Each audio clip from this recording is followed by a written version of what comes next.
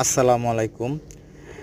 সকালবেলা ডিউটিতে যাওয়ার জন্য রুম থেকে বের হয়েছি। বের হওয়ার পথে একটু জঙ্গল এরিয়াতে কাম ছিল। এই জায়গায় কামের জন্য রাস্তা থেকে নিচে নামছি। তো নামার পথে একটা জিনিস দেখতে পেলাম। তো চলেন আপনাদেরকে দেখাই জিনিসটা। এই যে দেখেন আমাদের সেই জিনিসটা। জিনিসটা বেশ বড় ছিল, হ্যাঁ।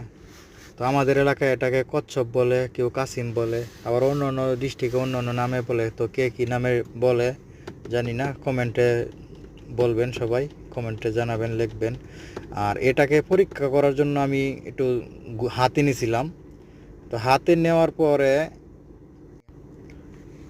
2-3 বার ওকে ঘুরাই দিছি অন্য জায়গায়, ঠিক আছে, অন্যদিকে, অর্থাৎ পানি যেদিকে তার বিপরীত দিকে ঘুরাই দিছি।